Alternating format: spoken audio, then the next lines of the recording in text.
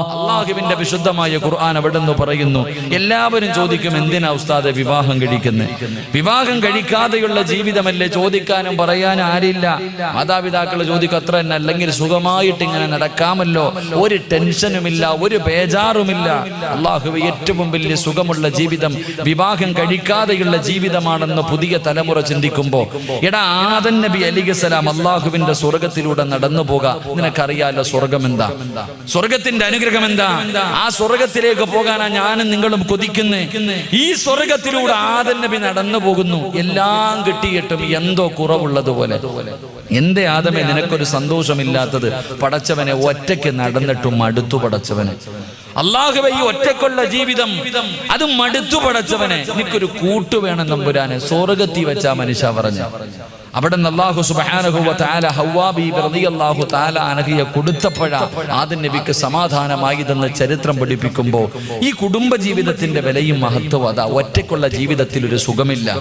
അല്ലാഹുവിന്റെ ഖുർആൻ പറഞ്ഞു, വിവാഹം കഴിച്ചാൽ സമാധാനമുള്ള ഒരു ജീവിതം കിട്ടും. എന്നാ ഈ സദസ്സിലിരിക്കുന്ന വാപ്പമാര് പറ, നിന്റെ ജീവിതത്തിൽ സമാധാനമുണ്ടോ? പെണ്ണ് കെട്ടിയ അന്നത്തോടു കൂടി പോയെന്നാ പലരും പറയുന്നേ.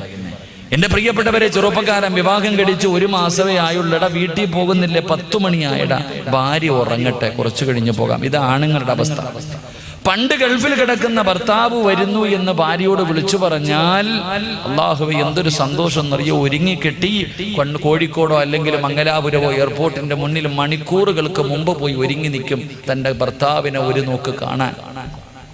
ഇന്ന് ഭർത്താവ് പെണ്ണുങ്ങളോട് പറയുന്നു, ആമിന ലീവ് കിട്ടാൻ സാധ്യതയുണ്ട്, ഞാൻ അടുത്ത മാസം വരും. ഓൾ അല്ലാഹുവേ പടച്ചവന് ടെൻഷൻ തുടങ്ങി. കാലം വരാതിരുന്നെങ്കിൽ എത്രയോ നല്ലതാ, എൻ്റെ ഭർത്താവിന് ലീവ് കിട്ടിയിരുന്നെങ്കിൽ എത്ര കൊള്ളാമായി. ഇതാ പെണ്ണുങ്ങളുടെ അവസ്ഥ. ഇതിന്റെ കാരണം എന്തെന്നറിയോ? നമുക്ക് തോന്നുന്നത് പോലെ ജീവിക്കുന്നത് കൊണ്ടാണ്. നമുക്ക് തോന്നുന്നത് പോലെയല്ല. എടാ, നിനക്ക് ഒരെണ്ണത്തിന് സഹിക്കാൻ പറ്റുന്നില്ല, ആലോചിക്കേ, എങ്കിലും 11 ഭാര്യമാരുമായി സമാധാനത്തോടുകൂടി എങ്ങനെ ജീവിക്കണമെന്ന് മഹാനായ നബി മുഹമ്മദ് മുസ്തഫ സല്ലല്ലാഹു അലൈഹി വസല്ലമ തങ്ങൾ ജീവിച്ച് കാണിച്ചു തന്നു. അതുപോലെ ജീവിക്കാൻ അല്ലാഹു ഭാഗ്യം തരുമാറാകട്ടെ. എല്ലാ ഭർത്താക്കന്മാരും ഭാര്യമാരോട് പറയും, നിനക്ക് സ്വർഗത്തിൽ പോകണമെങ്കിൽ എൻ്റെ പൊരുത്തം വേണം. ഇത് നിസ്കരിക്കുന്ന, നിസ്കാര തടമ്പുള്ള, ഹജ്ജ് ചെയ്ത, അള്ളാഹുവിനെ ഭയന്ന് ജീവിക്കുന്ന മനുഷ്യനും പറയും, പടന്നയിൽ പള്ളിയുടെ പടി ചവിട്ടാത്ത മുതുകുടിയവനാണെങ്കിലും, പലിശ കച്ചവടക്കാരനാണെങ്കിലും, പെണ്ണുപിടിയനാണെങ്കിലും ഇടയ്ക്കിടയ്ക്ക് ഭാര്യയോട് പറയും, എൻ്റെ പൊരുത്തം ഉണ്ടെങ്കിലേ നിനക്ക് സ്വർഗത്തിൽ പോകാൻ പറ്റൂ. എൻ്റെ മൂക്കി കൂടെ ചീഞ്ചലം ഒഴുകി വരുമ്പോ നീ നിന്റെ നാക്കുകൊണ്ട് നക്കിയെടുക്കണം. അല്ലാഹ്, ഓരോ ഭർത്താവും തന്റെ ഭാര്യയോട് പറയുന്ന കാര്യങ്ങളാണ്. സത്യം തന്നെ, ഒരു പെണ്ണിന് സ്വർഗത്തിൽ പോകണമെങ്കിൽ തന്റെ ഭർത്താവിന്റെ പൊരുത്തം വേണമെന്ന് നബി മുഹമ്മദ് മുസ്തഫ. ഉറക്കെ പറ നബി മുഹമ്മദ് മുസ്തഫ. ഉറക്കെ പറ നബി മുഹമ്മദ് മുസ്തഫ. ഒരു പെണ്ണിന് സ്വർഗത്തിൽ പോകണമെങ്കിൽ ആരുടെ പൊരുത്തം വേണം? നിങ്ങൾ പറ, ആരുടെ പൊരുത്തം വേണം? പറ മനുഷ്യന്മാർ, ആരുടെ പൊരുത്തം വേണം? ഭർത്താവിന്റെ പൊരുത്തം വേണം. നിനക്ക് സ്വർഗത്തിൽ പോകണമെങ്കിൽ നിന്റെ ഭാര്യയുടെ പൊരുത്തം വേണം. വേണോ? ഇങ്ങോട്ട് നോക്ക് മനുഷ്യന്മാരെ, നിന്റെ പൊരുത്തമുണ്ടെങ്കിലേ നിന്റെ ഭാര്യയ്ക്ക് പോകാൻ പറ്റൂ, സമ്മതിച്ചു. പക്ഷെ നിനക്ക് സ്വർഗത്തിൽ പോകണമെങ്കിൽ നിന്റെ ഭാര്യയുടെ പൊരുത്തം വേണോ? എന്ത് ചിന്തിക്കാത്തെ? നീ മുതുകുടിയനെ 4ാം കാലി വീട്ടിൽ കയറിപ്പോയി പെണ്ണുമ്പിള്ളയെ പിടിച്ചു കൂമ്പിനിട്ട് ഇടിച്ചു വാട്ടിയിട്ട് നീ പറയാ സ്വർഗത്തിൽ പോകണമെങ്കിൽ എൻ്റെ പൊരുത്തം വേണല്ലേ? എൻ്റെ പ്രിയപ്പെട്ടവരെ, തിരിച്ചും അങ്ങനെയൊക്കെ തന്നെയാ. അള്ളാഹു നമുക്ക് ഈമാൻ നൽകി അനുഗ്രഹിക്കുമാറാകട്ടെ. നിനക്ക് സ്വർഗത്തിൽ പോകണമെങ്കിൽ നിന്റെ ഭാര്യയുടെ തൃപ്തി നിനക്കും വേണം, ഇല്ലെങ്കിൽ നീയും രക്ഷപ്പെടൂല. അള്ളാഹു നമുക്ക് ഈമാൻ നൽകി അനുഗ്രഹിക്കുമാറാകട്ടെ. അതുകൊണ്ട് ഇത്രയും കാലം പെണ്ണുങ്ങളുടെ ഇറച്ചിയല്ലേ നമ്മളൊക്കെ തിന്നണേ. എല്ലാവരും പെണ്ണുങ്ങൾക്ക്, ഭാര്യമാർക്ക് ഭർത്താക്കന്മാരുള്ള കടമകൾ. നിനക്ക് നിന്റെ ഭാര്യക്ക് നിന്നോട് ഒരുപാട് കടമയുണ്ട്. മഹാനായ റസൂലുള്ളാഹി സ്വല്ലല്ലാഹു അലൈഹി വസല്ലമ തങ്ങൾ പറഞ്ഞു, ഭാര്യക്ക് ഭർത്താവിനോട് ഒരുപാട് കടമയുണ്ട്.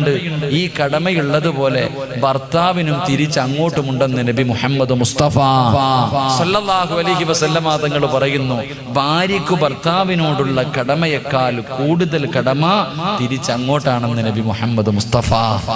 ഉസ്താദേ, എൻ്റെ ഭാര്യ എന്നെ ബഹുമാനിക്കുന്നില്ല, എനിക്ക് എന്നോട് സ്നേഹത്തോടെ പെരുമാറുന്നില്ല, അവൾ എൻ്റെ മക്കൾക്ക് ഭക്ഷണം കൊടുക്കുന്നില്ല, എന്നോട് എനിക്ക് തന്നെ വെച്ച് തരുന്നില്ല, ഇങ്ങനെ പരാതി പറയല്ലോ.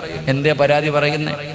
മനുഷ്യ, നീ നിന്റെ ഭാര്യയോട് പാലിക്കേണ്ട ബാധ്യതകൾ നീ പാലിച്ചിട്ടുണ്ടോ? ആദ്യം നീ മനസ്സിലാക്കി. നിന്റെ ഭാര്യയോട് നിനക്ക് ഒരുപാട് 12ഓളം കടമകളുണ്ട്. ഈ കടമകൾ നീ പാലിക്കാറുണ്ടോ? നീ പാലിച്ച നിന്റെ ഭാര്യയോട് നീ ഒന്നും പറയണ്ട, അവളെല്ലാം നിനക്ക് ചെയ്തു തരും. നീ വീടിന്റെ അകത്ത് ചെന്നാൽ മതി, ഭക്ഷണം മുന്നിലുണ്ടാകും, നിന്റെ വസ്ത്രം കഴുകിത്തരും, നിന്റെ ഉമ്മാനെ നോക്കും, നിന്റെ ഉപ്പാനെ നോക്കും, നിന്റെ കൂടപ്പ. ഒരു പരാതി നിന്റെ ഭാര്യയ്ക്കില്ലെന്നേ. നീ പാലിക്കേണ്ട കടമകൾ പാലിച്ചു കഴിഞ്ഞാൽ നിന്റെ കുടുംബജീവിതം സന്തോഷത്തിലായി തീരും. അള്ളാഹു നമുക്ക് ഈമാൻ നൽകി അനുഗ്രഹിക്കുമാറാകട്ടെ. അതുകൊണ്ട് ഒരു ഭർത്താവിന് തന്റെ ഭാര്യയോടുള്ള കടമകൾ എന്താ? ഈ സദസ്സിലിരിക്കുന്ന ഭർത്താക്കന്മാര് പഠിക്കുക. പെണ്ണുങ്ങളെ, ഇനി വയല് പറയുന്ന ഭർത്താവിനോട് നീ തിരിച്ചു ചോദിക്കണം, ഇക്ക ഈ പറയുന്നതിൽ ഏതാ നിങ്ങൾ പാലിക്കണേ? ഈ ഉസ്താദ് പറഞ്ഞ ഈ കാര്യങ്ങളിൽ ഇത്രയും കടമകൾ ഒരു ഭർത്താവിന് തന്റെ ഭാര്യയോടുണ്ട്, നിങ്ങളിൽ ഏതാണ് പാലിക്കുന്നത് എന്ന് തിരിച്ച് ഭർത്താവിനോട് ചോദിക്കണം. തമ്മിലടിക്കാനല്ല, അദ്ദേഹത്തിന് പറഞ്ഞു മനസ്സിലാക്കി കൊടുക്കണം. അത് നിന്റെയും ബാധ്യതയാ. അള്ളാഹു നമുക്ക് ഈമാൻ നൽകി അനുഗ്രഹിക്കുമാറാകട്ടെ. ഭാര്യ തെറ്റ് ചെയ്യുമ്പോൾ തിരുത്തി കൊടുക്കൽ ഭർത്താവിന്റെ കടമയാ.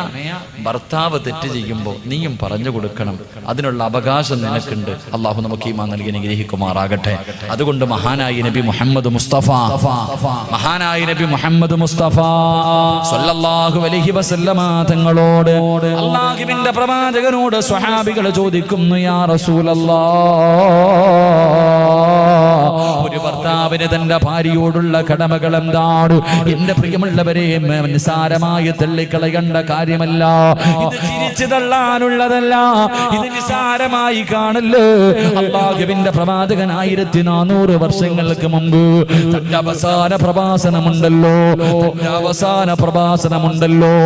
ആ പ്രഭാഷണത്തില് 1,20,000 പരം വരുന്ന സ്വഹാബാക്കൾ തന്റെ മുന്നിൽ നിൽക്കുമ്പോ അല്ലാഹുവിന്റെ റസൂല് പറഞ്ഞു, ഇത്തഖുല്ലാഹ ഫിന്നിസാ.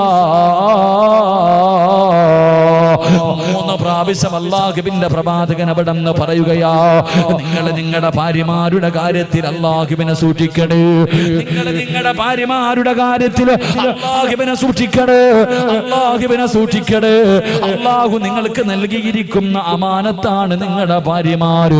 നാളെ പടച്ചുറപ്പിന്റെ പരലോകത്തേക്ക് കടന്നു ചെല്ലുമ്പോ ഓരോ ഭർത്താവിനോട് തന്റെ ഭാര്യയെ കുറിച്ച് വിചാരണ ചെയ്യുമെന്ന് നബി മുഹമ്മദ് മുസ്തഫ സ്വല്ലല്ലാഹു അലൈഹി വസല്ലമ തങ്ങൾ പറയുമ്പോ, പടന്നയിലെ ചെറുപ്പക്കാരാ, നാളെ പടച്ചുറപ്പിന്റെ പരലോകത്തേക്ക് കടന്നു ചെല്ലുമ്പോ നിന്നെ കുറിച്ച് മാത്രമല്ല ചോദിക്കുന്നത്, നിന്റെ ഭാര്യയെ കുറിച്ചും അല്ലാഹു ചോദിക്കുകയാണ്.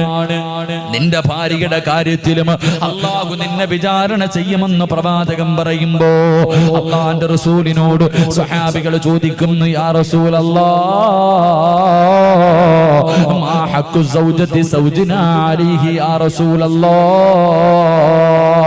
ഒരു ഭർത്താവിന് ഭാര്യയോടുള്ള കടമ എന്താണ് നബിയേ? ഒന്ന് പറഞ്ഞു തരുവോ നബിയേ? ഒന്ന് പറഞ്ഞു തരുവോ നബിയേ? അല്ലാഹുവിന്റെ പ്രവാചകൻ അവിടെ നിന്ന് പറഞ്ഞു കൊടുക്കുകയാ, ഒരു ഭർത്താവിന് തന്റെ ഭാര്യയോടുള്ള ഒന്നാമത്തെ കടമ എന്തെന്നറിയുമോ? എനിക്കോ പെങ്ങള്, നല്ലതുപോലെ മറക്കാതെ പഠിച്ചു വെച്ചോ പെങ്ങള്, നിന്നെ ഉപദേശിക്കുന്ന നിന്റെ ഭർത്താവിനോട് സ്നേഹത്തോടു കൂടി പറഞ്ഞു കൊടുക്കാറുള്ള കടമകളാ. അല്ലാഹുവിന്റെ പ്രവാചകൻ അവിടെ നിന്ന് ഒന്നാമതായി പറയുകയാണ്, ആദ്യം ഭാര്യ ആരാണെന്ന് മനസ്സിലാക്കണം. നിന്റെ ഭാര്യ ആരാണെന്ന് നീ മനസ്സിലാക്കണം. പടച്ചവനെ 1400 വർഷങ്ങൾക്ക് മുമ്പ് ലോകത്തിന്റെ നേതാവ് നബി മുഹമ്മദ് മുസ്തഫ സ്വല്ലല്ലാഹു അലൈഹി വസല്ലമ തങ്ങള് അതാ 40ാമത്തെ വയസ്സിൽ നുബൂവത്ത് കിട്ടി പ്രബോധനവുമായി പ്രവാചകൻ ഖുറൈശികളുടെ മുന്നിലേക്ക് കടന്നു ചെല്ലുമ്പോ അല്ലാഹുവേ, വല്ലാത്ത പീഡനങ്ങളായിരുന്നല്ലോ. എവിടെ നോക്കിയാലും തല്ലിച്ചതക്കുകയാണ്. ചോദിക്കാനും പറയാനും ആരുമില്ലോ. പടച്ചവനെ പ്രതിരോധിക്കാൻ കഴിയുന്നില്ലോ. തന്റെ കണ്ണിന്റെ മുന്നിലിട്ട് പട്ടിയെ തല്ലുന്നത് പോലെ തല്ലിച്ചതയ്ക്കാറ്. പടച്ചവനെ ചോദിക്കാൻ ഒരാളില്ലാത്ത അവസ്ഥ കടന്നു വരുമ്പോ എല്ലാവരും പ്രവാചകന്റെ മുന്നിൽ സ്വഹാബികൾ വന്നിട്ട് പരാതി പറയുകയാ. അവസാനം അല്ലാഹുവിന്റെ പ്രവാചകൻ മക്കയിൽ നിന്ന് മദീനയിലേക്ക് ഹിജ്റ പോകാ പറയുകയാ. എന്റെ പ്രിയമുള്ളവര്, എങ്ങനെയാണ് ഹിജ്റ പോയതെന്നറിയുമോ? തന്റെ ജീവിതകാലം മുഴുവനും കഷ്ടപ്പെട്ട് സമ്പാദിച്ചത് മുഴുവനും മക്കയിൽ ഉപേക്ഷിച്ചിട്ട് ഇട്ടിരുന്ന വസ്ത്രത്തോടു കൂടിയാണ് മദീനയിലേക്ക് കടന്നുപോയത്. എല്ലാവരും കടന്നുപോയി. അവസാനം മഹാനായ നബി മുഹമ്മദ് മുസ്തഫ സല്ലല്ലാഹു അലൈഹി വസല്ലമ തങ്ങളും അബൂബക്കർ തങ്ങളും കടന്നു പോവുകയാ. എങ്ങനെയാ സ്വീകരിച്ചത്? മദീന നിവാസികൾ എങ്ങനെയാണ് സ്വീകരിച്ചത്? മുഹാജിരീങ്ങൾ അൻസ്വാരീങ്ങൾ സ്വീകരിച്ചത് എങ്ങനെയെന്നറിയുവോ? രണ്ട് വീടുള്ളവർ വീട് കൊടുത്തു, പണമുള്ളവർ പണം കൊടുത്തു, തോട്ടമുള്ളവർ തോട്ടം കൊടുത്തു, പടച്ചവനെ വാഹനമുള്ളവർ വാഹനം കൊടുത്തു. എന്തിന് രണ്ട് ഭാര്യമാരുള്ളവർ ഒരു ഭാര്യതാ തലാക്ക് പറഞ്ഞിട്ട് മുഹാജിരീങ്ങൾക്ക് വിഭാഗം കടിച്ചു കൊടുത്തു. അൻസ്വാരീങ്ങൾ മുഹാജിരീങ്ങളെ ബഹുമാനിച്ചെന്ന് ചരിത്രം പറയുമ്പോ, സഹോദരാ,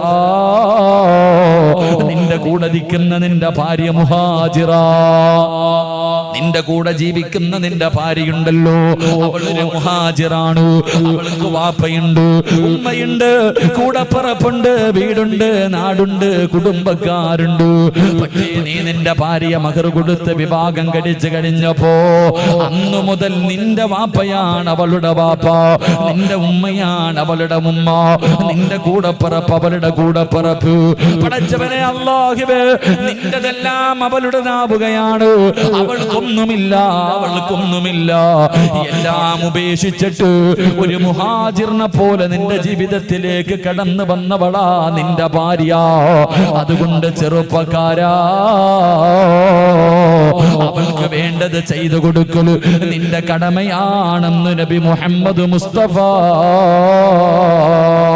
സല്ലല്ലാഹു അലൈഹി വസല്ലമ തങ്ങൾ പറയുമ്പോ, ഒരു ഭർത്താവിന് തന്റെ ഭാര്യയോടുള്ള ഒന്നാമത്തെ കടമ എന്തെന്നറിയുവോ? പെങ്ങളെ, റസൂലുള്ള പറയുകയാണ്, ഒരു ഭർത്താവിന് തന്റെ ഭാര്യയോടുള്ള ഒന്നാമത്തെ കടമ എന്തെന്നറിയുവോ? നീ കഴിക്കുന്ന ഭക്ഷണം നിന്റെ ഭാര്യയെയും കഴിപ്പിക്കണമെന്ന് നബി മുഹമ്മദ് മുസ്തഫ സല്ലല്ലാഹു അലൈഹി വസല്ലമ തങ്ങൾ പറയുമ്പോ, നീ കഴിക്കുന്ന ഭക്ഷണം നിന്റെ ഭാര്യയ്ക്കും കൊടുക്കട് എന്ന് അല്ലാഹുവിന്റെ പ്രവാചകൻ അവിടെന്ന് പറയുമ്പോ, പടച്ചവനെ, ഒരു വീടിന്റെ അകത്ത് ജീവിക്കാൻ തുടങ്ങി 8 കൊല്ലങ്ങളായി. എത്ര പേരാ പടച്ചവന് ഒരുമിച്ചിരുന്ന ഭക്ഷണം കഴിക്കുന്നത് ഓർമ്മയുണ്ടോ വാപ്പാ? നീയും നിന്റെ ഭാര്യയും കൂടെ ഒരുമിച്ചിരുന്ന് ഭക്ഷണം കഴിച്ച ദിവസം നിനക്ക് ഓർമ്മയുണ്ടോ? അല്ലാഹുവിന്റെ റസൂല് പറയുകയാ, അല്ലാഹുവിന്റെ റസൂല് പറയുകയാ, പടന്നയിലെ ഏറ്റവും മനോഹരമായ വീട് ഏതെന്നറിയുമോ? അല്ലാഹുവിന്റെ റഹ്മത്ത് പെയ്തിറങ്ങുന്ന, അല്ലാഹുവിന്റെ കാരുണ്യം ഇറങ്ങുന്ന, ഏറ്റവും കൂടുതൽ ബർക്കത്തുള്ള പടന്നയിലെ വീട് ഏതെന്നറിയുമോ? ചെറുപ്പക്കാരാ, ഏത് വീട്ടിലാണോ ഭാര്യയും ഭർത്താവും ഒരുമിച്ചിരുന്ന് ഭക്ഷണം കഴിക്കുന്നത്, ഈ പടന്നയിലെ ഏതെങ്കിലും ഒരു വീട്ടില് ഒരു ഭർത്താവും ഭാര്യയും ഒരു പാത്രത്തിന്റെ അകത്ത് ഒരുമിച്ചിരുന്ന് ഭക്ഷണം കഴിക്കുന്നുണ്ടോ, ആ വീട്ടിലാണ് അല്ലാഹുവിന്റെ ബർക്കത്ത് ഇറങ്ങുന്നെന്ന് ആദരവായ പ്രവാചകൻ നബി മുഹമ്മദ് മുസ്തഫ സല്ലല്ലാഹു അലൈഹി വസല്ലമ തങ്ങൾ പറയുകയാ, ആ വീട്ടിലാണ് അല്ലാഹുവിന്റെ കാരുണ്യം ഇറങ്ങുന്നത്, ആ വീട്ടിലാണ് സമാധാനമുള്ളത്, ആ വീട്ടിലാണ് ബർക്കത്തുള്ളത്. പ്രവാചകൻ അവിടെ നിന്ന് പറഞ്ഞു തരുമ്പോ, രാവിലെ മുതൽ വൈകുന്നേരം വരെ വീടിന്റെ അകത്ത് കിടന്ന് യന്ത്രങ്ങളെ പോലെ കിടന്ന് കഷ്ടപ്പെടുകയാ. അവസാന വൈകുന്നേര സമയമായി, മഗ്‌രിബ് കഴിഞ്ഞ് ഇശാഇന്റെ സമയമായി, വീട്ടുകാർ മുഴുവനും ഭക്ഷണം കഴിക്കാനിരിക്കുകയാണ്. നിന്റെ പ്രിയപ്പെട്ടവൾ സർവ്വതും വിളമ്പി വെക്കുകയാണ്. മോളെ, നീ കഴിക്കുന്നില്ലോ? എന്റെ ഭർത്താവ് വന്നിട്ട് കഴിക്കാമെന്ന് പറഞ്ഞിട്ട് പടച്ചവനെ, ഭാര്യ നിന്നെ കാത്തിരിക്കുകയാണ്. വീട്ടുകാർ മുഴുവനും ഭക്ഷണം കഴിച്ചിട്ട് കിടന്നുറക്കമായി. സ്നേഹമുള്ള ഭാര്യ ഉറങ്ങാതെ വീടിന്റെ കവാടത്തിൽ കണ്ണും നാട്ട്, എന്റെ പ്രിയതമൻ വരുന്നുണ്ടോ? എന്റെ ഭർത്താവിനെ കാണുന്നില്ലല്ലോ. ടെൻഷനോടെ സമാധാനമില്ലാതെ വീടിന്റെ മുന്നിൽ കാത്തിരിക്കുകയാ. അവസാനം പടച്ചവനെ, നീ നിന്റെ വീട്ടിലേക്ക് കടന്നു ചെന്നു. അവിടെന്ന് സലാം പറഞ്ഞു. ഭാര്യ വീടിന്റെ കവാടം തുറന്നു സലാം അടക്കുകയാ. അവിടെ നിക്കാ ഭക്ഷണം എടുക്കട്ടെ. ആ സമയത്ത് ചില ഭർത്താക്കന്മാര് പറയും, പെണ്ണ് എനിക്കൊന്ന് ഭക്ഷണം വേണ്ട. ഞാൻ എന്റെ കൂട്ടുകാരുടെ കൂടെ ഹോട്ടലിൽ പോയി വയറ് നിറച്ച് കടിച്ചിട്ടുണ്ട്. അല്ലാഹുവേ നീ വേണമെങ്കിൽ കടിച്ചോ എന്ന് കാത്തിരുന്ന ഭാര്യയോട് പറഞ്ഞിട്ട് കിടപ്പറയിലേക്ക് കടന്നു പോകുന്ന ചെറുപ്പക്കാരാ, നിന്റെ ഭാര്യയുടെ മനസ്സെന്തേടാ ചിന്തിച്ചു നോക്കാത്തത്? ആ പാവം കടിച്ചാൽ ഇറങ്ങുവോ ഭാര്യക്ക് കഴിക്കാൻ? നിന്റെ ഭാര്യക്ക് ഭക്ഷണം കഴിക്കാൻ തോന്നുവോ? സ്നേഹമുള്ളവരെല്ലാം മടക്കി വെച്ചിട്ട് പട്ടിണി വന്നിട്ട് നിന്റെ ചാരത്ത് കിടക്കുകയാ. ചെറുപ്പക്കാരാ, കരുണയില്ലാത്തവനാകരുത്, നന്ദിയില്ലാത്തവനാകരുത്. മോനെ, നിന്റെ ഭാര്യയുടെ കൂടെ നിനക്കൊന്ന് പോയിരുന്ന് കഴിച്ചാൽ ഒരുപാടൊന്നും വേണ്ട ചെറുപ്പക്കാരാ. ഒരു ഇള ഭക്ഷണം കഴിക്കാൻ നിന്റെ വയറ്റിലെ സ്ഥലമുണ്ടെങ്കിൽ നിനക്കൊന്ന് കടിച്ചുകൂടി. നിന്റെ വയറിന്റെ അകത്ത് സ്ഥലമില്ലെങ്കിലോ അല്ലാഹുവേ, ഭാര്യ കടിക്കുന്ന പാത്രത്തിന്റെ അകത്ത് കൈയിട്ടിട്ട് ഒരു ഇള ഭക്ഷണം ഭാര്യ നിന്റെ ഭാര്യയുടെ വായിലൊന്ന് വെച്ച് കൊടുക്കണം ചെറുപ്പക്കാരാ. അല്ലാഹുവേ, അല്ലാതെ വയറ് നിറച്ച് തിന്നിട്ടുമെന്ന് കിടക്കുന്ന ചെറുപ്പക്കാരാ, അത് നല്ലതാണെന്ന് നിനക്കാരാ പറഞ്ഞു തന്നത്? അതൊരിക്കലും ശരിയല്ല പൊന്നുമോര്. മഹാനായ നബി മുഹമ്മദ് മുസ്തഫ സല്ലല്ലാഹു അലൈഹി വസല്ലമ തങ്ങള് ഭർത്താവ് വരുന്നതിന് മുമ്പ് ഒറ്റയ്ക്ക് തിന്നുന്ന പെണ്ണുങ്ങൾക്കും ഇത് പാടവാ. പടച്ചവരെ, ഭർത്താവും ഭാര്യയും ഒരുമിച്ചിരുന്നാണ് കഴിക്കേണ്ടത്. ഭാര്യയ്ക്ക് കൊടുക്കാതെ ഒറ്റയ്ക്ക് തിന്നുന്ന ഭർത്താക്കന്മാരോട് അല്ലാഹുവിന്റെ പ്രവാചകൻ ഒരു ദിവസമുണ്ടല്ലോ വിശന്ന വയറോടെ വീട്ടിലേക്ക് കടന്നു വരികയാ. ആയിഷ, എനിക്ക് വിശക്കുന്നു, എന്തെങ്കിലും കഴിക്കാറുണ്ടോ? ആയിഷ ബീവി റളിയല്ലാഹു തആല അൻഹ 3 റൊട്ടി എടുത്ത് കൊണ്ടുവരികയാണ്. 3 റൊട്ടി എടുത്ത് കൊണ്ടുവന്ന് പ്രവാചകന്റെ മുന്നിലേക്ക് വെച്ചു കൊടുത്തു. യാ റസൂലല്ലാഹ്, ഈ 3 റൊട്ടിയല്ലാതെ ഒന്നുമില്ല നബിയേ എന്ന് പറഞ്ഞുകൊണ്ട് പ്രവാചകന്റെ മുന്നിൽ ഭക്ഷണം കൊണ്ടുവെക്കുകയാ. അല്ലാഹുവിന്റെ റസൂല് കടിക്കാൻ തുടങ്ങി. 3 റൊട്ടിയും അല്ലാഹുവിന്റെ പ്രവാചകൻ കടിച്ചു. 3 റൊട്ടിയും അല്ലാഹുവിന്റെ റസൂല് ഒറ്റയ്ക്കങ്ങ് കഴിക്കുകയാണ്. ഭക്ഷണം കടിച്ചു കഴിഞ്ഞപ്പോ പ്രവാചകൻ ഇരുന്ന് കരയുകയാ. എന്റെ ചെറുപ്പക്കാരാ, ലോകത്തിന്റെ നേതാവിന്റെ കണ്ണിങ്ങനെ നിറഞ്ഞൊഴുകുകയാണ്. പ്രവാചകന് കരയുന്നത് കണ്ടപ്പോ ആയിഷ ബീബി റളിയല്ലാഹു തആല അൻഹ അവിടുന്ന് ചോദിച്ചു, നബിയേ, യാ റസൂലല്ലാഹ്, എന്തിനാ നബിയേ കരയുന്നത്? ആയിഷ, നിനക്ക് തരാതെ ഞാൻ തിന്നല്ലോ ആയിഷ. ഇന്ന് നിന്നെ ഞാൻ പട്ടിണി കിട്ടല്ലോ. നിനക്ക് തരാതെ ഞാൻ കടിച്ചു പോയല്ലോ. അറിയാതെ കടിച്ചു പോയതാ റസൂലുള്ളാഹി, അറിയാതെ കടിച്ചു പോയതോ. പടച്ചവരെ, പ്രവാചകനോട് കരയുന്ന ഭർത്താവിനോട് ആയിഷ ബീബി റളിയല്ലാഹു തആല അൻഹ പറയുകയാ, നബിയേ, അങ്ങ് കഴിക്കുന്നത് കണ്ടപ്പോഴേ എന്റെ വയറ് നിറഞ്ഞു പോയി നബിയേ. അല്ലാഹുവിന്റെ പ്രവാചകൻ അവിടുന്ന് ചോദിച്ചു, ആയിഷ, നിനക്കെന്താണ് വേണ്ടത്? നിനക്കെന്താണ് വേണ്ടത്? എന്ത് വേണമെങ്കിലും ചോദിച്ചോ ആയിഷ. നബിയേ, എനിക്ക് സ്വർഗത്തിലെ നിങ്ങളുടെ ഭാര്യയാകണം നബിയേ. അവിടെന്ന് പറഞ്ഞു കൊടുക്കുമ്പോ ഒറ്റയ്ക്ക് തിന്നുന്ന ഭർത്താക്കന്മാർക്ക് പഠിക്കാനാ. അല്ലാഹുവിന്റെ പ്രവാചകന് ഒറ്റയ്ക്ക് ഭക്ഷണം കടിച്ച പ്രവാചകന്, ഒരു നേരം തന്റെ ഭാര്യക്ക് കൊടുക്കാതെ കടിച്ച പ്രവാചകന്, ആയിഷ എന്ന തന്റെ പ്രിയപ്പെട്ട ഭാര്യയുണ്ടല്ലോ, ആ ഭാര്യയുടെ കയ്യിൽ പിടിക്കുകയാണ്. ആ ഭാര്യയുടെ കയ്യിൽ പിടിക്കുകയാണ്. എന്നിട്ട് അല്ലാഹുവിന്റെ റസൂല് ചോദിച്ചു, ആയിഷ, എനിക്ക് പൊരുത്തപ്പെട്ട് തരുവോ ആയിഷ? ഒരു നേരം തന്റെ ഭാര്യക്ക് കൊടുക്കാതെ ഒറ്റയ്ക്ക് കടിച്ചു പോയതിന്റെ പേരിൽ അല്ലാഹുവിന്റെ പ്രവാചകൻ തന്റെ ഭാര്യയോട് പൊരുത്തം ചോദിച്ചെന്ന് ചരിത്രം പറയുമ്പോ, ചെറുപ്പക്കാരാ, നീ നിന്നെ കുറിച്ചൊന്ന് ചിന്തിക്കു പൊന്നുമോന്.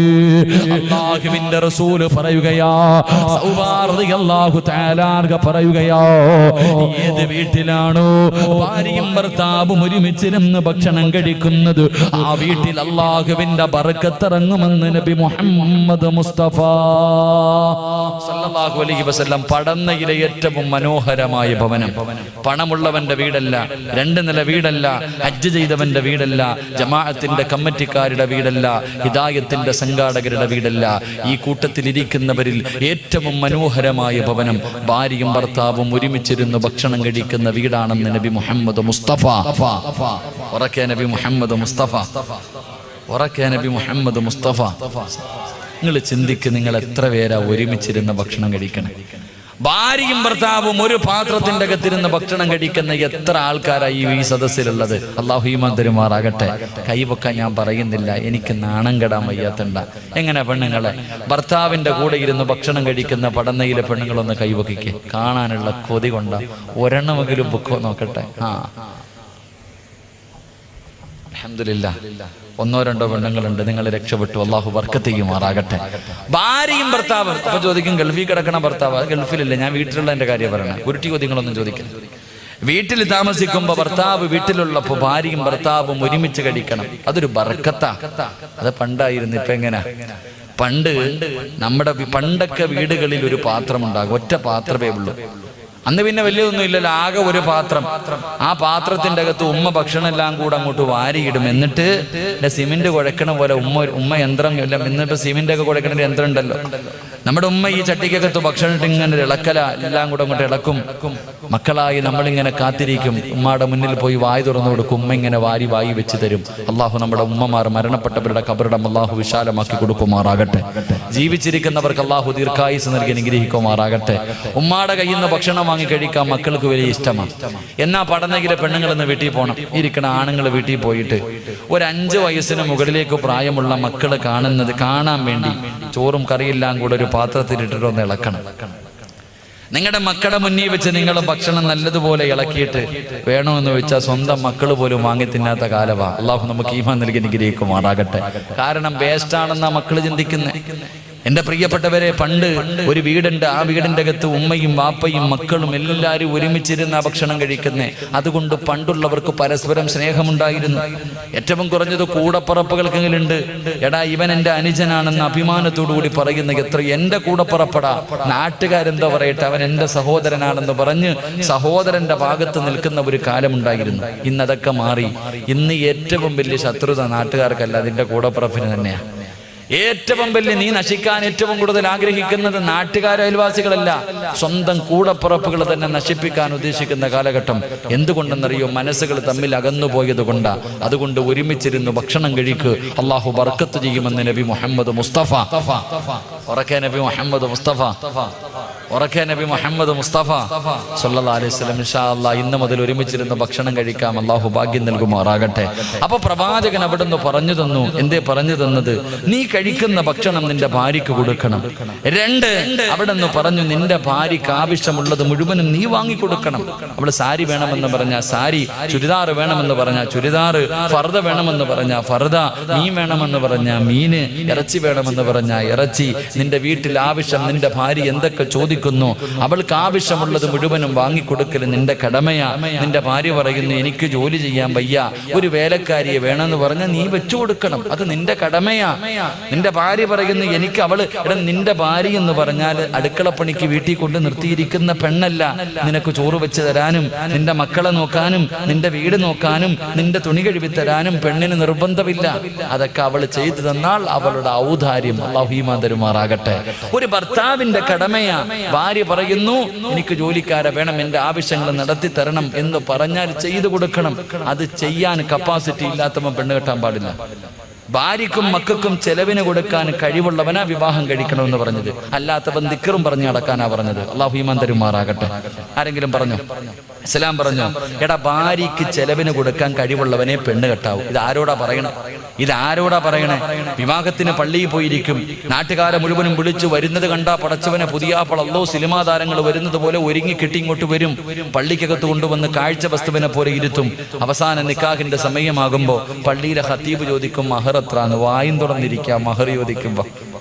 എടാ, മഹർ എത്രയാടാന്ന് ചോദിക്കുമ്പോ കണ്ണ് തെള്ളികെട്ട് വെടികൊണ്ടവനെ പോലെ ഇരിക്കുന്ന ചില ആണുങ്ങളുണ്ട്. വാപ്പാനോട് ചോദിക്കും, വാപ്പ മഹർ എത്രാന്ന്? വാപ്പ ഒന്ന് കെട്ടിയതാ, എന്നിട്ടും ചോദിക്കാം മഹർ എന്താന്ന്. എന്റെ പ്രിയപ്പെട്ട സഹോദരങ്ങളെ, മഹർ എന്ന് പറഞ്ഞാൽ എന്താ? നിങ്ങളുടെ നാട്ടിലൊക്കെ അറിയണം. ഇവിടെ എങ്ങനെയാണ് മഹറൊക്കെ? എന്റെ കൃത്യം ചില സ്ഥലങ്ങളിൽ നിശ്ചിത മഹറുണ്ട്. 5 പവൻ 10 പവൻ കൊടുത്തേ പറ്റത്തുള്ളൂ. എവിടെ വെച്ച് കൊടുക്കണം എന്നറിയോ? പള്ളി നിക്കാഹ് നടക്കുന്ന സമയത്ത് ഇങ്ങനെ എടുത്ത് കാണിക്കണം. 5 പവൻ ഇങ്ങനെ എല്ലാവരും നാട്ടുകാരെ ഇങ്ങനെ കാണിക്കണം. ആരാ പറഞ്ഞ കാണിക്കണോ? ആരാടാ പറഞ്ഞത്? മഹർ എന്ന് പറഞ്ഞ എന്താ? ആർക്കാ കൊടുക്കേണ്ടത്? പഠിക്കണം. അല്ലാഹു ഈമാൻ നൽകി അനുഗ്രഹിക്കുമാറാകട്ടെ. ഒരു ചെറുപ്പക്കാരൻ പറഞ്ഞു, ഉസ്താദെ ഞങ്ങളുടെ നാട്ടിൽ 10 പവനാ മഹർ കൊടുക്കണം. എന്റെ സഹോദരിയുടെ കെട്ടുതാലി വിറ്റിട്ടാ ഞാൻ മഹർ വാങ്ങിക്കൊടുത്തേ. കാരണം നാട്ടുകാരുടെ മുന്നിൽ നാണക്കേട്. മഹർ ആർക്കാ കൊടുക്കണ്ടേ? പെണ്ണിന്റെ വാപ്പായ്ക്കാ മഹർ കൊടുക്കണ്ടേ? അല്ലെങ്കിൽ പെണ്ണിന്റെ വീട്ടിൽ നിന്ന് കിട്ടുന്ന പൈസയ്ക്കാ മഹർ കൊടുക്കണ്ടേ? എടാ, മഹർ എന്ന് പറഞ്ഞാൽ എന്തെന്നറിയോ? അതിന് നിശ്ചിത ഒരു അളവില്ല. എടാ, സ്വന്തമായിട്ട് ഹലാലായ മാർഗത്തിലൂടെ അധ്വാനിച്ചത് 10 രൂപയാണെങ്കിൽ 10 രൂപയാ, അത് കൊടുത്താൽ മതി മഹർ. അല്ലാഹു ഈമാൻ നൽകി അനുഗ്രഹിക്കുമാറാകട്ടെ. അത് പള്ളി കൊണ്ടുവന്ന് പ്രദർശിപ്പിക്കാനുള്ള വസ്തുവല്ല. വിവാഹത്തിന്റെ നിക്കാഹിന്റെ സമയത്ത് ഇന്നതാണ് മഹർ എന്ന് പറയണമെന്നേ ഉള്ളൂ. മഹർ കൊടുക്കേണ്ടത് ഭാര്യയുടെ കയ്യില്. അല്ലാഹുവേ, പടച്ചവനെ, മണിയറക്കകത്ത് കടന്നു ചെല്ലുമ്പോ ഭാര്യയുടെ കയ്യിൽ കൊടുത്തിട്ട് പറയണം, ഇതെന്റെ മഹർ, ഇതേ എന്റെ കയ്യിലുള്ളൂ. 10 രൂപയെങ്കിൽ 10 രൂപ. മോളെ, ഇനി ഒന്നുമില്ലെങ്കിൽ ഒന്നുമില്ല. ഞാൻ നിന്നെ മരിക്കണ കാലം വരെ ദുഃഖത്തിലും സന്തോഷത്തിലും ഞാൻ നിന്റെ കൂടെ ഉണ്ടാകുന്ന ഒരു നല്ല വാക്ക് പറഞ്ഞാൽ മതി. ഭാര്യ തൃപ്തിപ്പെട്ട അതിനാ മഹർ എന്ന് പറയുന്നത്. അല്ലാഹു ഈമാൻ നൽകി അനുഗ്രഹിക്കുമാറാകട്ടെ. ആദം നബി ഹവ്വാ ബീവി റളിയല്ലാഹു തആല അൻഹ കൊടുത്തത് സലാത്തായിരുന്നടാ പൊന്നുമോനെ. എത്രയോ ഹദീസിന് എത്രയോ സഹാബാക്കൾ കൊടുക്കാൻ പൈസയില്ലാതെ മഹറായിട്ട് കൊടുത്തത് ഭാര്യയോട് പറഞ്ഞു, ഞാൻ നിനക്ക് ഖുർആൻ പഠിപ്പിച്ചു തരാം. ഇതിനാ മഹർ എന്ന് പറയുന്നത്. സ്വന്തമായി അധ്വാനിച്ച ഹലാലായ മാർഗത്തിലൂടെ ഉള്ളത് അത് എന്താണോ അത് ഭാര്യയുടെ കയ്യിൽ കൊടുത്ത് തൃപ്തിപ്പെടുത്ത്. അതിനാണ് മഹർ എന്ന് പറയുന്നത്. അല്ലാഹു ഈമാൻ നൽകി അനുഗ്രഹിക്കുമാറാകട്ടെ. അപ്പൊ ഞാൻ പറഞ്ഞു വന്നത്, കഴിവുള്ളവനെ വിവാഹം കഴിക്കാവൂ. ഭാര്യയുടെ ആവശ്യങ്ങൾ സാധിച്ചു കൊടുക്കാൻ. ഇത് പറയുമ്പോ പെണ്ണുങ്ങൾക്ക് വലിയ സന്തോഷം. പറവസ്താതെ എല്ലാം മേടിച്ചു തരണം, അല്ലേ? എല്ലാം മേടിച്ചു തരണം. പെങ്ങളെ, എല്ലാം പറഞ്ഞു തരാം. ഭർത്താവിന്റെ കടമയാണ് ഭാര്യയ്ക്ക് ചെലവിന് കൊടുക്കൽ. അവൾക്ക് ആവശ്യമുള്ളത് ചില ഭർത്താക്കന്മാര് കെട്ടി ഇങ്ങനെ ഇട്ടേക്കും. ഓടി നടന്ന് പെണ്ണ് കെട്ടുന്നവന്മാരുണ്ട്. അല്ലാഹു കാത്തുരക്ഷിക്കുമാറാകട്ടെ. ഓടി നടന്ന് പെണ്ണ് കെട്ടും. എന്നിട്ട് 2 മക്കളെയും കൊടുത്ത് സമ്മാനിച്ചിട്ട് മുങ്ങി നടക്കുന്ന പല ആൾക്കാരുണ്ട്. ചെലവിന് കൊടുക്കണം സഹോദരൻ. എന്തിനാ ഈ പിശുക്കത്തരം കാണിക്കുന്നത്? മഹാനായ റസൂലുള്ളാഹി സ്വല്ലല്ലാഹു അലൈഹി വസല്ലം തങ്ങൾ പറഞ്ഞു, ഒരു ഭർത്താവ് തന്റെ ഭാര്യയ്ക്ക് ചെലവിന് കൊടുത്ത, നീ 1 കിലോ അരി വാങ്ങിക്കൊടുത്ത, ഒന്ന് മറ്റൊരു കടയിൽ പോയി പച്ചക്കറി വാങ്ങിക്കൊടുത്ത, അരി വാങ്ങിക്കൊണ്ടു കൊടുത്ത, ഇറച്ചി വാങ്ങിക്കൊടുത്ത, മീൻ വാങ്ങിക്കൊടുത്ത, ഒരു മാക്സി വാങ്ങിക്കൊടുത്ത, ഒരു മുട്ടുസൂചി നീ നിന്റെ ഭാര്യയ്ക്ക് വാങ്ങിക്കൊടുത്ത, നിനക്ക് സദക്കയുടെ കൂലിയുണ്ടെന്ന് നബി മുഹമ്മദ് മുസ്തഫ. ഉറക്കപ്പറ നബി മുഹമ്മദ് മുസ്തഫ. ഒരു ഭർത്താവ് തന്റെ ഭാര്യയ്ക്ക് വേണ്ടി ഒരു മുട്ടുസൂചി വാങ്ങിക്കൊടുത്താലും, നിന്റെ ഭാര്യയുടെ വായിൽ ഒരു ഉരുള ഭക്ഷണം വാരി വെച്ചാലും നിനക്ക് മീസാൻ എന്ന ത്രാസിൽ അത് സദക്കയുടെ കൂലിയായി വരുമെന്ന് നബി മുഹമ്മദ് മുസ്തഫ സല്ലല്ലാഹു അലൈഹി വസല്ലം. അല്ലാഹു നമുക്ക് ഈമാൻ നൽകി അനുഗ്രഹിക്കുമാറാകട്ടെ. എങ്ങനെ വാങ്ങിക്കൊടുക്കുന്ന ഭർത്താവിനെ സദക്ക? ഭാര്യ പറയുന്നു, നിനക്കൊരു ചുരിദാർ വേണം. കൊടുക്കത്തത് പ്രാവി വാങ്ങിക്കൊടുത്ത പതിവ് കിട്ടൂല. ഭാര്യ പറയുന്ന, എനിക്കൊരു ചുരിദാർ വേണം, ഒരു ഫർദ വേണം. ആ സമയത്ത് പടച്ചവനെ, അല്ലാഹുവേ, എനിക്ക് പ്രതിഫലം കിട്ടണമെന്ന ആഗ്രഹത്തോടു കൂടി നീ അത് വാങ്ങിക്കൊടുത്താൽ നിനക്ക് സദക്കയുടെ കൂലി. അല്ലാതെ കടയിൽ പോയി വാങ്ങിക്കൊടുത്തിട്ട് പടച്ചവനെ പറയാനുള്ളത് മുഴുവനും പറഞ്ഞുകൊടുത്ത് പ്രാവിയിട്ട് വാങ്ങിക്കൊടുത്തിട്ട് കാര്യമില്ല. അല്ലാഹു നമുക്ക് ഈമാൻ നൽകി അനുഗ്രഹിക്കുമാറാകട്ടെ. ഇത് പറഞ്ഞപ്പോ പെണ്ണുങ്ങളങ്ങ് അർശിന്റെ മുകളിൽ കയറണ്ട. മോളെ, നാളെ പടച്ച റബ്ബിന്റെ പരലോകത്തിലെ 3 വൃത്തികെട്ടവരുണ്ട്. നാളെ പടച്ച റബ്ബിന്റെ പരലോകത്ത് അല്ലാഹു കരുണ കാണിക്കാത്ത 3 വിഭാഗമുണ്ട്. ആ 3 വിഭാഗത്തിൽ ഒരു വിഭാഗം ഭർത്താവിന്റെ കഴിവുകേട്, ഭർത്താവിന് വാങ്ങിത്തരാൻ കഴിവില്ല എന്നറിയാം, എന്നിട്ടും ഭർത്താവിനെ പീഡിപ്പിക്കുന്ന പെണ്ണാണെന്ന് നബി മുഹമ്മദ് മുസ്തഫ. നബി മുഹമ്മദ് മുസ്തഫ. അങ്ങനെ കൂടെ ഉണ്ട്. നിന്റെ ഭർത്താവ് പടച്ചവനെ, നീ കിടക്കണത് വാടക വീട്ടിൽ, അയൽവാസിയുടെ വീട്ടിൽ ആക്റ്റീവ് വരുമ്പോ നീ കെട്ടിയവനെ ഇങ്ങനെ ബുദ്ധിമുട്ടിക്കുക. ആ സാധു എങ്ങനെ പടച്ചവനെ ഒരു ദിവസം അന്നം കൊടുക്കുന്നത്? കഷ്ടപ്പാടില്ല. ഭർത്താവിന്റെ സാമ്പത്തിക സ്രോതസ് കൂടെ മനസ്സിലാക്കണം, കപ്പാസിറ്റി കൂടെ മനസ്സിലാക്കിയിട്ട് വേണം നീ പലതും പറയാൻ. അല്ലാഹു നമുക്ക് ഈമാൻ നൽകുമാറാകട്ടെ. അതുകൊണ്ട് പ്രവാചകൻ പറഞ്ഞു സ്വല്ലല്ലാഹു അലൈഹി വസല്ലം, ഒരു ഭർത്താവിന്റെ കടമ, നീ കഴിക്കുന്ന ഭക്ഷണം നിന്റെ ഭാര്യയ്ക്ക് കൊടുക്കണം, വേർതിരിവ് കാണിക്കരുത്, ഒറ്റയ്ക്ക് കഴിക്കരുതെന്ന് നബി മുഹമ്മദ് മുസ്തഫ സ്വല്ലല്ലാഹു അലൈഹി വസല്ലം. അല്ലാഹു പാലിക്കാൻ ഭാഗ്യം തരുമാറാകട്ടെ. 2, അല്ലാഹുവിന്റെ പ്രവാചകൻ അവിടെന്ന് പറയുകയാ, അല്ലാഹുവിന്റെ റസൂൽ അവിടെന്ന് പറഞ്ഞു, സ്വഹാബാ, വലാ തദ്രിബിൽ വജ്ഹ, നിങ്ങളുടെ ഭാര്യമാരുടെ മുഖത്ത് നിങ്ങൾ അടിക്കല്ലേ. അല്ലാഹുവിന്റെ റസൂൽ അവിടെന്ന് പറയുന്ന സ്വഹാബ, വലാ തദ്രിബിൽ വജ്ഹ, നിങ്ങളുടെ ഭാര്യയുടെ മുഖത്ത് നിങ്ങൾ അടിക്കല്ലേ. വലാ തുകബ്ബിഹു, നിങ്ങൾ അവളെ ചീത്ത വിളിക്കല്ലേ എന്ന് നബി മുഹമ്മദ് മുസ്തഫ സല്ലല്ലാഹു അലൈഹി വസല്ലം. രണ്ട്, ഭാര്യയുടെ മുഖത്തടിക്കാൻ പാടില്ല എന്ന് നബിഗിന റസൂലുള്ളാഹി. എന്താ ഇപ്പൊ നിങ്ങൾക്ക് ഇഷ്ടപ്പെടുന്നില്ല ഞാൻ പറയുമ്പോ? ഇഷ്ടപ്പെടുന്നില്ലേ? നിർത്തണോ? പറയണോ? നിർത്തണോ? പറയണമെന്ന് ആഗ്രഹമുള്ളവർ കൈവക്ക്. ഉസ്താദ് വാക്യം കൂടെ പറയണമെന്ന് ആഗ്രഹമുള്ളവർ. അൽഹംദുലില്ലാഹ്. റസൂലുള്ളാഹി സ്വല്ലല്ലാഹു അലൈഹി വസല്ലമ തങ്ങൾ പറഞ്ഞു, ഒരു ഭർത്താവ് തന്റെ ഭാര്യയുടെ മുഖത്തടിക്കാൻ പാടില്ല എന്ന് പറഞ്ഞാൽ ബാക്കിയുള്ള സ്ഥലത്ത് അടിക്കാന്നല്ല, ബാക്കിയുള്ള സ്ഥലത്ത് അടിക്കാമെന്നല്ല. എന്റെ പ്രിയപ്പെട്ടവരെ, ഭാര്യയെ തല്ലാൻ പാടില്ല, പ്രത്യേകിച്ച് മുഖത്തടിക്കാൻ പാടില്ല. നമ്മൾ അടിച്ച അവിടെ മാത്രമേ അടിക്കത്തുള്ളൂ. മുഖം ഇവിടെ അടിക്കുന്നതിന് എന്താ പറയാ?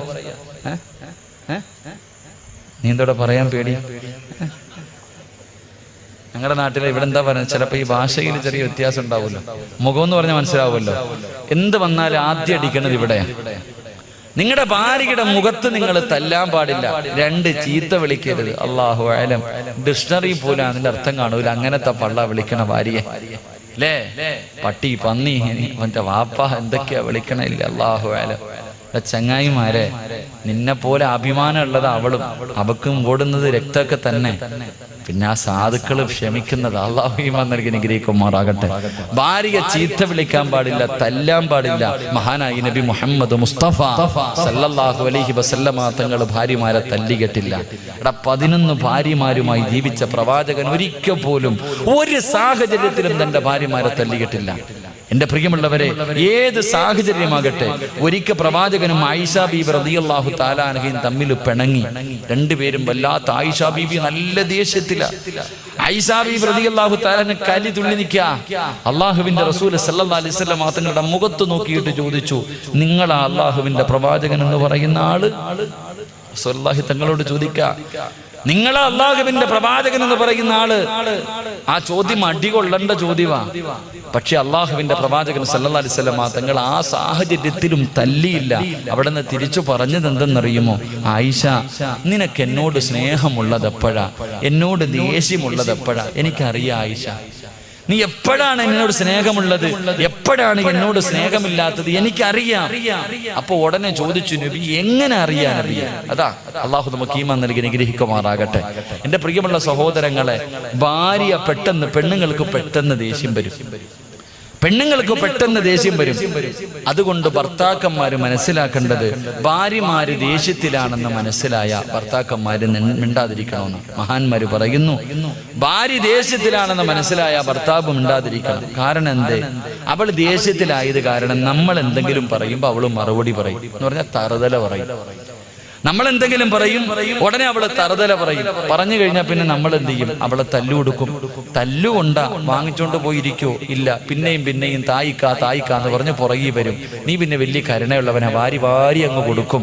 അവസാനം ബാഗും പെട്ടി എടുത്തോണ്ട് വീട്ടിൽ പോകും. വാപ്പായും വിളിച്ചോണ്ട് പടന്നയിലോ അല്ലെങ്കിൽ എവിടെങ്കിലും പോയി പോലീസ് സ്റ്റേഷനിൽ പോയിട്ട് പറയും, എന്നെ പീഡിപ്പിച്ചെന്ന്. അകത്ത് പോയി കിടന്ന് ഉണ്ട തിന്നണ്ട വരും. അള്ളാഹു കാത്തിരക്ഷിക്കുമാറാകട്ടെ. അതുകൊണ്ട് അത് തന്നെ, ഭാര്യമാര് ദേഷ്യത്തിലാണെങ്കിൽ അവള് നമ്മൾ എന്തെങ്കിലും പറയുമ്പോൾ തറുതല പറയുമ്പോ നമുക്ക് ദേഷ്യം വരും, നമ്മൾ തല്ലും. എന്നാ ഒന്നീ നിർത്തോ? ഇല്ല. അവള് പിന്നെയും പറഞ്ഞുകൊണ്ട് വരും. നീ കൊടുത്തുകൊണ്ടേയിരിക്കും. അവസാനം പിന്നെ അകത്ത് പോയി കിടക്കേണ്ടി വരും. അള്ളാഹു കാത്തിരക്ഷിക്കുമാറാകട്ടെ. ഏറ്റവും നല്ലത് മിണ്ടാതിരിക്കും. എനിക്ക് നിങ്ങളോട് പറയാനുള്ളത് അത് തന്നെ. നിന്റെ ഭർത്താവിന്റെ സ്വഭാവത്തിൽ മാറ്റം കണ്ട നിന്റെ ശരീരത്തിന് നല്ലത് നീയും മിണ്ടാതിരിക്കല. അള്ളാഹു ഈമാൻ നൽകി അനുഗ്രഹിക്കുമാറാകട്ടെ.